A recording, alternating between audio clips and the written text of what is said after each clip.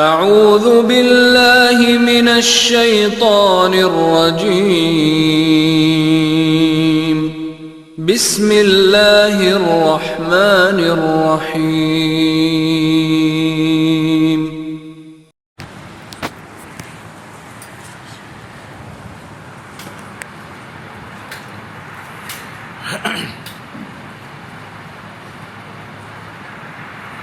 إن الحمد لله نحمده ونستعينه ونستغفره ونعوذ بالله من شرور أنفسنا ومن سيئات أعمالنا من يهده الله فلا مضل له ومن يضلل فلا هادي له وأشهد أن لا إله إلا الله وحده لا شريك له وأشهد أن محمدا عبده ورسوله يا أيها الذين آمنوا اتقوا الله حق تقاته ولا تموتن إلا وأنتم مسلمون يا أيها الناس اتقوا ربكم الذي خلقكم من نفس واحدة وخلق منها زوجها بث منهما رجالا كثيرا ونساء واتقوا الله الذي تساءلون به والأرحام إن الله كان عليكم رقيبا يا أيها الذين آمنوا اتقوا الله وقولوا قولا سديدا يصلح لكم أعمالكم ويغفر لكم ذنوبكم ومن يطع الله ورسوله فقد فاز فوزا عظيما أما بعد فإن خير الحديث كتاب الله وخير الهدي هدي محمد صلى الله عليه وسلم وشر الأمور محدثاتها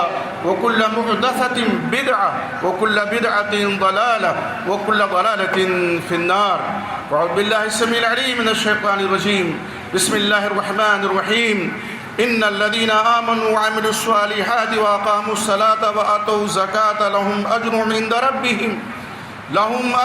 عند ربهم ولا خوف عليهم ولا هم يحزنون۔ اللہ رب العزت کی تعریف و توصیف اور امام الانبیاء سید الاولین والآخرین امام اعظم محمد رسول اللہ صلی اللہ علیہ وسلم پر بے شمار درود و سلام کے بعد رمضان کی مبارک ساعتیں بڑی تیزی کے ساتھ گزر رہی ہیں۔ بڑے خوش نصیب ہیں وہ لوگ جن کو اللہ رب العزت نے یہ توفیق بخشی کہ وہ ان مبارک ساعتوں سے مستفید ہو رہے ہیں، روزہ رکھ کر کے، نمازوں کا اہتمام کر کے، قیام اللیل کا اہتمام کر کے، غربا مساکین کے ساتھ ہمدردی کر کے، صدقات و زکوٰۃ کے ذریعہ۔ یقیناً یہ اللہ کا بہت بڑا فضل و احسان ہے ہم سب پر کہ اللہ تعالیٰ نے ہمیں یہ موقع عطا فرمایا ہے، وہ موقع، وہ سنہری موقع کہ جس کی تڑپ اور جس کی للک اور جس کا انتظار ایک مومن کو پورے سال رہتا ہے۔ یہ ہماری آپ کی خوش نصیبی ہے، جتنے بھی ایام اللہ نے عطا کیے ہیں، دعا ہے کہ مزید جو ایام باقی ہیں وہ ہمارے نصیبے میں اللہ تعالیٰ لکھ دے، ہمیں عطا فرما دے۔ خطبہ مسنونہ کے بعد چونکہ آج مختصر خطبہ ہونا ہے، ایک آیت کریمہ کی تلاوت کا میں نے شرف حاصل کیا ہے، سورہ بقرہ کی آیت ہے۔ اللہ تعالیٰ فرماتے ہیں ان الذین آمنوا، بے شک وہ لوگ جو ایمان لائے۔ ایمان لانے والوں کا ذکر یہاں کیا جا رہا ہے اور ان کو اللہ نے کیا شرف و مقام بخشا ہے، اس آیت کریمہ میں اس کا ذکر ہے۔ تو اللہ فرماتے ہیں بے شک وہ لوگ جو ایمان لائے، یعنی اللہ اس کے رسول پر، یوم آخرت پر، اللہ کی نازل کردہ کتابوں پر، تمام فرشتوں پر، انبیاء پہ، تقدیر کے خیر و شر پر، یوم آخرت پر، جن کا ایمان ہے، ایمان لائے، دل سے تصدیق کی انہوں نے، اعضاء و جوارح سے عمل کیا، زبان سے اقرار کیا، فرمایا وہ عامل الصالحات، اور انہوں نے نیک عمل کیا۔ وہ عامل الصالحات ہی نیک اعمال انہوں نے کیے۔ مطلب اس کا کیا ہے؟ صرف کلمہ پڑھنا کافی نہیں ہے، ساتھ میں نیک اعمال بھی کرنا ضروری ہے۔ اب نیک اعمال میں بہت سی چیزیں آتی ہیں۔ ہر وہ عمل جو اللہ کی رضا کے لیے بندہ کرتا ہے وہ نیک عمل ہے، اللہ کے نبی محمد رسول اللہ صلی اللہ علیہ وسلم کی سنت کے مطابق کرتا ہے وہ نیک عمل ہے۔ یہاں تک کہ مومن کا سونا جاگنا اٹھنا بیٹھنا نشست و برخاست چلنا پھرنا سفر کرنا حالت اقامت میں رہنا، مسجد میں رہنا، گھر میں رہنا اگر شریعت کے دائرے میں ہے تو عبادت ہے۔ یہاں تک کہ وہ روزی جو حلال رزق بندہ کماتا ہے اللہ نے اس کو بھی عبادت بنا دیا، حتیٰ کہ وہ لقمہ اللہ کے وسلم فرماتے ہیں جو ایک مومن اپنی بیوی کے منہ میں ڈالتا ہے اس کو بھی اللہ نے صدقہ بنا دیا، وہ بھی عبادت ہے۔ لیکن اس آیت کریمہ میں دیکھیے عامل الصالحات میں ساری نیکیاں آ گئیں، لیکن اس کے ساتھ ساتھ جن کی اہمیت زیادہ ہے ان کا ذکر اللہ تعالیٰ فرماتے ہیں وَأَقَامُوا الصَّلَاةَ۔ کون یہ کہہ سکتا ہے کہ نماز کا قائم کرنا عمل صالح نہیں ہے؟ نماز کا قائم کرنا تو وہ عمل صالح ہے کہ جس کے بارے میں روز محشر میں اعمال کے تعلق سے جب سوال ہوگا تو سب سے پہلے نماز کے بارے میں سوال ہوگا۔ اللہ کے وسلم فرماتے ہیں اول ما یحاسب بہ العبد یوم القیامۃ الصلاۃ، سب سے پہلے نماز کے بارے میں روز محشر کی جہاں گداز قوت اولی پرسش نماز قوت۔ ایک فارسی شاعر کہتا ہے میں میدان محشر میں جب کہ جان پگھل رہی ہوگی اس وقت سب سے پہلا جو سوال ہوگا نماز کے بارے میں ہوگا، نماز پڑھتے تھے کہ نہیں پڑھتے تھے۔ اتنی بڑی اہمیت ہے۔ آج کتنے لوگ ہیں جو نمازوں کا اہتمام صرف جمعہ کے دن کرتے ہیں یا جمعہ ہی کی نماز پڑھتے ہیں، کتنے ایسے بد نصیب ہیں جو رمضان کا مبارک مہینہ جب آتا ہے تو پھر نمازوں کا اہتمام وہ کرتے ہیں، لیکن جیسے عید الفطر کی نماز پڑھی پھر ساری نمازوں کو لپیٹ کر کے رکھ دیتے ہیں۔ یہ حد درجہ حربہ نصیبی ہے، یہ بد نصیبی ہے۔ یہ اس کو نماز قائم کرنا نہیں کہتے، اس کو نماز کی ادائیگی نہیں کہتے۔ 5 وقتہ نماز اگر ہم پڑھتے ہیں اور اس کا اہتمام کرتے ہیں تو واقعی ہم اقامت صلاۃ کر رہے ہیں، ہم نماز قائم کر رہے ہیں۔ اور اگر آٹھی کاٹھی 360 پڑھتے ہیں یا رمضان کے مہینے میں جاگ جاتا ہے جذبہ ایمانی پھر صرف 1 مہینہ پڑھتے ہیں، اسے اقامت صلاۃ نہیں کہتے۔ تو فرمایا وَأَقَامُوا الصَّلَاةَ، اور جنہوں نے نماز قائم کی، آگے کیا ارشاد ہوتا ہے وَآتَوُا الزَّکَاةَ، اور جنہوں نے زکوٰۃ ادا کی، زکوٰۃ دی۔ یہ بھی محتم بالشان عبادت ہے، اسلام کا تیسرا بنیادی رکن ہے۔ آپ صلی اللہ علیہ وسلم فرماتے ہیں متفق علیہ روایت میں بنی الاسلام علی 5، اسلام کی بنیاد 5 چیزوں پر ہے: شہادت لا الہ الا اللہ وان محمد رسول اللہ واقام الصلاۃ وایتاء الزکوٰۃ وحج البیت وصوم رمضان۔ یہ 5 چیزیں، ان میں تیسرا بنیادی رکن کیا ہے؟ زکوٰۃ ہے۔ زکوٰۃ وہ محتم بالشان عبادت ہے کہ اگر کوئی زکوٰۃ ادا کرنے سے انکار کر دے تو اس سے قتال کیا جائے گا۔ یاد کیجئے افضل البشر بعد الانبیاء صدیق اکبر رضی اللہ تعالیٰ سریر خلافت ہوتے ہیں، 4 محاذ ایک دم تیار ہیں ان کے خلاف۔ روم کی سرحد پہ لشکر اسامہ کو بھیجنا ہے، کچھ لوگوں نے جھوٹی نبوت کا دعویٰ کر دیا ہے، کچھ مرتد ہو گئے ہیں، اور کچھ لوگوں نے کلمہ پڑھنے والوں نے زکوٰۃ دینے سے انکار کر دیا۔ زکوٰۃ کا ہم نہیں دیں گے، جب تک آپ صلی اللہ علیہ وسلم حیات تھے ہمارے درمیان ہم دیتے تھے، اب آپ نہیں رہے تو ہم زکوٰۃ نہیں دیں گے۔ صدیق اکبر رضی اللہ عنہ کی فراست ایمانی دیکھیے، دانش مندی اور دانائی ملاحظہ کیجیے۔ انہوں نے جہاں ایک طرف لشکر اسامہ کو بھیجا، مرتدین کی سرکوبی کے لیے تیار ہوئے اور جھوٹی نبوت کے دعوے داروں کا قلع کما کرنے کے لیے آمادہ ہوئے، وہیں امام نے زکوٰۃ سے قتال کا حکم دے دیا۔ عمر فاروق آتے ہیں رضی اللہ تعالیٰ عنہ، دانا بینا شخصیت کا نام عمر فاروق ہے۔ وہ کہتے ہیں کہ آپ کیسے ان سے قتال کریں گے جو لا الہ الا اللہ محمد رسول اللہ کہتے ہیں، آپ ان سے کیسے قتال کر سکتے ہیں؟ وہ گواہی دیتے ہیں اللہ کی وحدانیت کی، وہ گواہی دیتے ہیں نبی اکرم محمد رسول اللہ صلی اللہ علیہ وسلم کی رسالت کی، آپ ان سے کیسے قتال کریں گے؟ لیکن جذبے پہ قربان جائیے۔ صدیق اکبر کیا فرماتے ہیں؟ واللہ لا اقاتلنہم، اللہ کی قسم میں ان سے قتال کروں گا۔ واللہ لا اقاتلن من فرق بین الصلاۃ والزکاۃ، اللہ کی قسم میں ان سے ضرور قتال کروں گا جو نماز اور زکوٰۃ میں فرق کرتے ہیں۔ جس طرح نماز ایک فریضہ ہے، اسلام کا بنیادی رکن ہے، اسی طرح زکوٰۃ بھی ایک فریضہ ہے، اسلام کا بنیادی رکن ہے۔ اگر زکوٰۃ نہیں دیں گے تو میں قتال کروں۔ واللہ لو منعونی قال فی روایت عناقا کانوا یؤدون علی رسول اللہ صلی اللہ علیہ وسلم لقاتلتهم علی منعها، اللہ کی قسم اگر انہوں نے ایک رسی یا ایک بکری کا چھوٹا سا بچہ اللہ کے نبی محمد صلی اللہ علیہ وسلم کے زمانے میں زکوٰۃ کے طور پہ دیا ہوگا، اس کو اگر روک لینا دے تو ان سے ضرور قتال کریں گے۔ اور پھر سرکوبی ہوئی معنی میں زکوٰۃ کی۔ فاروق اعظم پکار اٹھے کہ اللہ تعالیٰ نے حضرت ابوبکر صدیق رضی اللہ تعالیٰ عنہ کی زبان پہ حق کو جاری کیا، جو حق پر تھے، کہ انہوں نے قتال کا حکم دیا۔ قرآن اور احادیث اس بات پر شاہد ہیں کہ جو شخص زکوٰۃ دینے سے منع کرے وہ دائرۂ اسلام سے خارج ہے، اسلام سے اس کا کوئی تعلق نہیں ہے، 5 بنیادی ارکان میں سے ایک رکن کا منکر کافر ہے۔ تو فرمایا وآتوا الزکوٰۃ، آگے ارشاد ہوتا ہے لہم اجرہم عند ربہم، ان کے لیے ان کے رب کے پاس اجر ہے، ثواب ہے، یہ اللہ کے پاس ہے، رب کے پاس ہے۔ کل قیامت کے دن یہ اجر و ثواب ہمیں ایسے نظر آئے گا جیسے کھلی آنکھوں سے ہم دیکھ رہے ہیں تمام چیزوں کو۔ آگے فرمایا ولا خوف علیہم، ان پر خوف نہیں ہوگا، نہ دنیا میں کسی سے خوف زدہ، نہ آخرت میں کوئی خوف، ولا ہم یحزنون، اور نہ وہ غمزدہ ہوں گے۔ تو آپ بتائیے کیا فرمایا؟ ان الذین آمنوا، جو ایمان لائے، وعملوا الصالحات، جنہوں نے نیک اعمال کیے، واقاموا الصلاۃ، جنہوں نے نماز قائم کی، وآتوا الزکاۃ، جنہوں نے زکوٰۃ ادا کی۔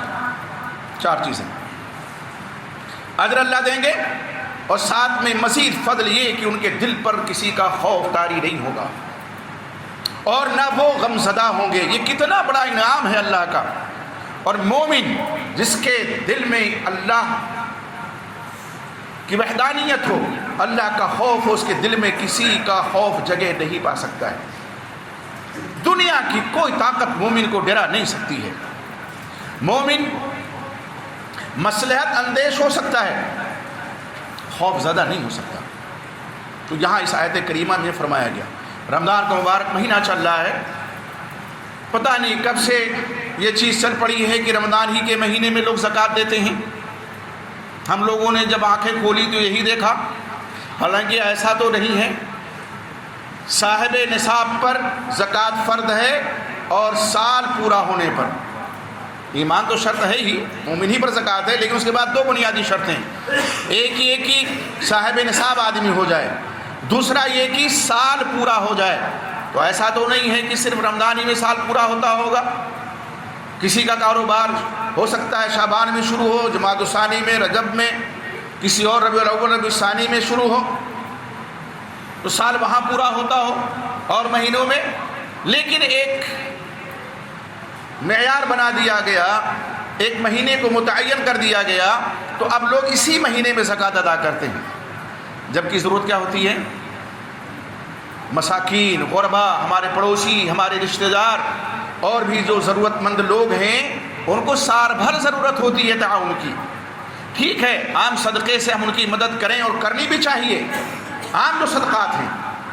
اللہ کے رسول کیا فرماتے ہیں؟ ما نقصت صدقۃ من مال، صدقہ مال سے کچھ بھی کم نہیں کرتا، بلکہ زکوٰۃ کا ایک معنی اضافہ بھی ہے۔ زکوٰۃ کے معنی پاکی کے ہوتے ہیں، اور زکوٰۃ کے ایک معنی بڑھوتری اور اضافے کے ہیں۔ زکوٰۃ ہم اپنے مال کی دیتے ہیں تو ہمارے مال کی طہارت ہوتی ہے، اس کی صفائی ستھرائی ہوتی ہے، پاکیزہ مال ہو جاتا ہے، اور ساتھ میں مال اللہ تعالیٰ بڑھا دیتے ہیں، بندہ سوچ بھی نہیں پائے گا کہاں سے اس کا مال بڑھ گیا۔ تو اس لیے ضرورت ہوتی ہے کہ اس موضوع کو تھوڑا بیان کیا جائے اس مہینے میں، اس لیے کہ اسی مہینے کو لوگوں نے خاص کر دیا، جبکہ اس سے نکلنا چاہیے۔ اللہ کے نبی محمد رسول اللہ صلی اللہ علیہ وسلم نے اپنے چچا حضرت عباس کی زکوٰۃ سال پورا ہونے سے پہلے دی، ایک دلیل ہمارے پاس ہے۔ تو اس طرح نکلیں، دھیرے دھیرے شعبان میں دینا شروع کریں، رجب میں دینا شروع کریں، اور آپ دیکھیں کہ ایک شہر میں اگر لاکھوں لوگ زکوٰۃ دینے والے ہیں تو لاکھوں لوگوں کی ضرورت ہر مہینے پوری ہو رہی ہے، ہر مہینے پوری ہو رہی ہے۔ لیکن ایک مہینے کو متعین کر دیا گیا، میں نہیں سمجھتا کہ کس مقصد سے کیا گیا، اللہ عالم بالصواب۔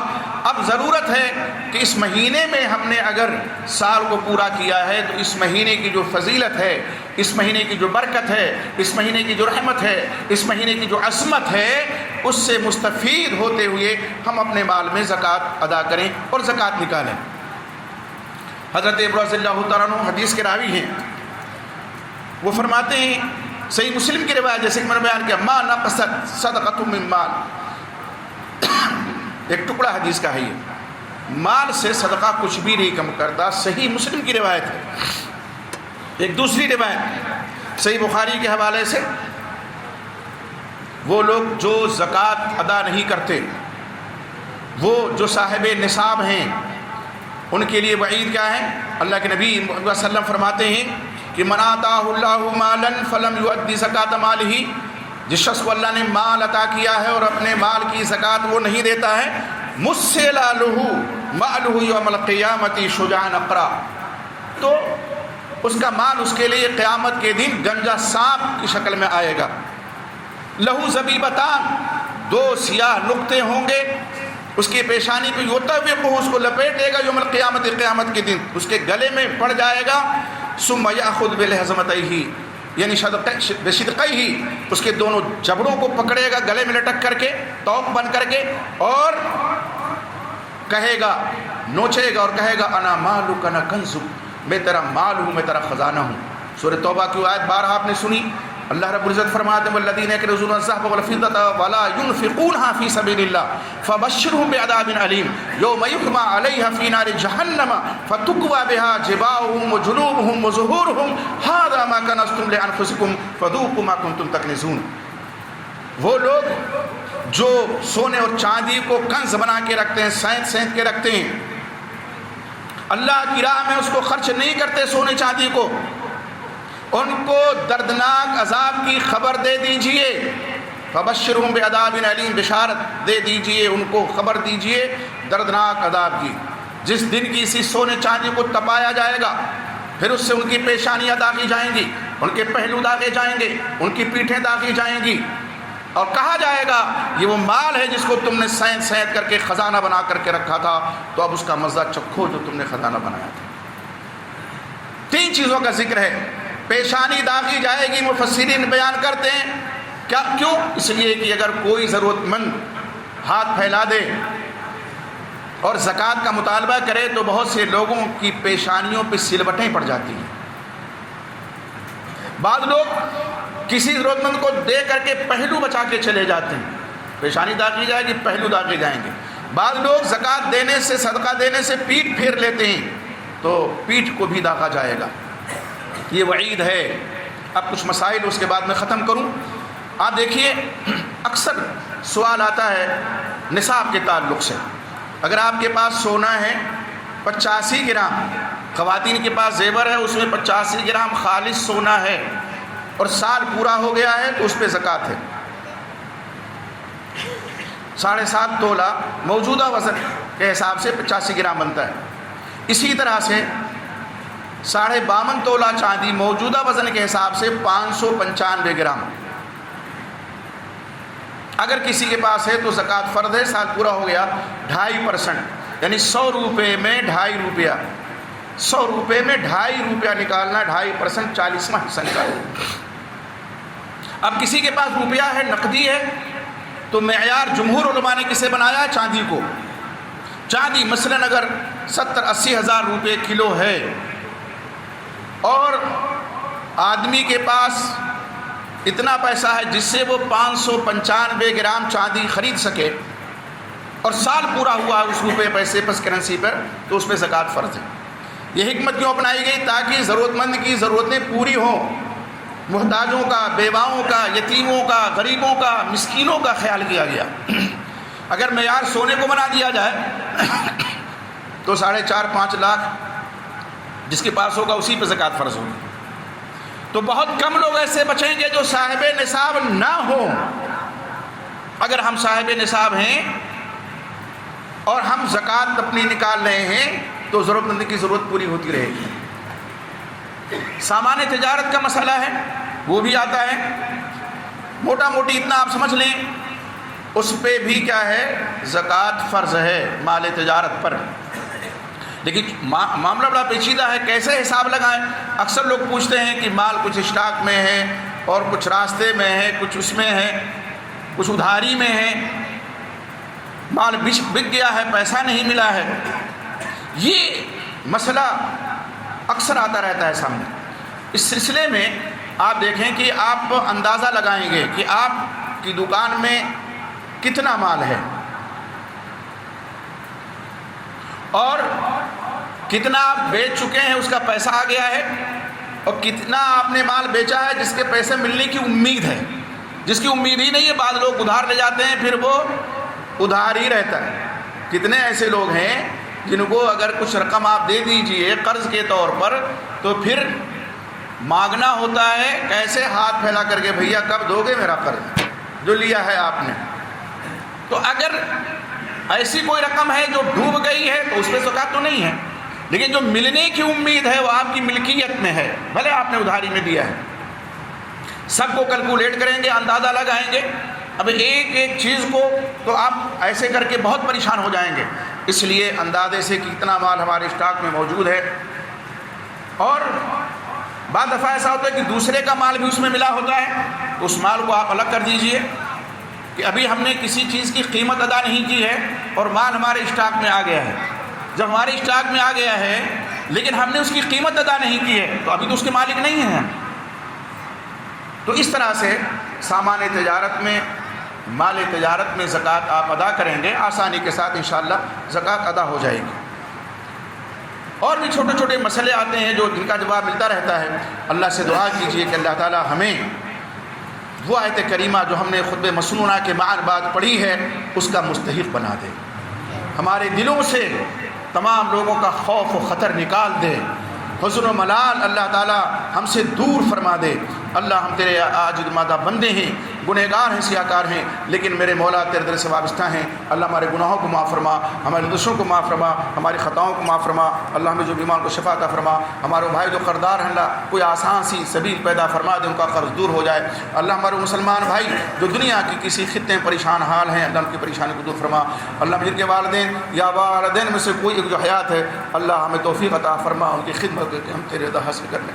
اللہ جن کے والدین یا والدین سے وفات ہو چکی ہے اللہ ان کی بال مغفرت فرما. اللہ ہمیں جو بیمار ہیں ان کو شفاء کامل عاجل عطا فرما. اللہ تعالیٰ یہ مبارک مہینہ اس کی مسعود ساعتیں، اس کی برکتیں، اس کی عظمتیں، اس کی فضیلتیں ان سے ہمیشہ کام فرما دے. اللہ تعالیٰ یہ مبارک مہینہ اسی طرح خوش اسلوبی سے گزرتا رہے، ہمیں اس کی توفیق عطا فرما. ہم روزے دار بن جائیں، نمازی بن جائیں، پرہیزگار بن جائیں، قیام اللیل کرنے والے بن جائیں، صدقہ و خیرات کرنے والے بن جائیں. اللہ ہمیں اس کی توفیق عطا فرما. اللہ ہم تجھ سے تیری توفیق مانگتے ہیں. وہ جو روزہ نہیں رکھتے تیری توفیق انہیں حاصل نہیں ہے. اللہ کا فضل ہے ہم روزے دار ہیں. اللہ ہم تیری توفیق پائے ہوئے لوگ ہیں. اللہ ہمیں مزید توفیق عطا فرما. اللہ رب العزت یہ وطن ہمارا پیارا وطن ہے، اس وطن سے ہمیں فطری محبت ہے. اللہ اس وطن میں ہمیں امن و امان کی زندگی عطا فرما. ہماری جان ہمارے مال کی حفاظت فرما. ہماری عزت و آبرو کی حفاظت فرما. اللہ تعالی ہمیں ظالموں کے ظلم و ستم سے معمول محفوظ فرما دے. اللہ ہمیں ظالموں کے ظلم و ستم سے معمول محفوظ فرما دے. اللہ ہمیں ظالموں کے ظلم و ستم سے معمول محفوظ فرما دے. اللہم انا نجعلک فی نحورہم ونعوذ بک من شرورہم. اللہم انا نجعلک فی نحورہم ونعوذ بک من شرورہم. اللہم انا نجعلک فی نحورہم ونعوذ بک من شرورہم. اللہ تعالیٰ جس طرح تو نے ہمیں اکٹھا کیا ہے اللہ توفیق عطا فرما، ہم تیری رضا پا کر کے جنت میں اکٹھا رہیں. اللہ تعالیٰ جب تک اس دنیا میں زندہ ہیں ایمان کی حالت میں زندہ رہیں، اور جب ہم سب لوگ اس دنیا سے جانے لگیں تو ہم سب کے لبوں پہ اشہد ان لا الہ الا اللہ و اشہد ان محمدا عبدہ ورسولہ کا کلمہ جاری ہو. آمین. تقبل اللہ.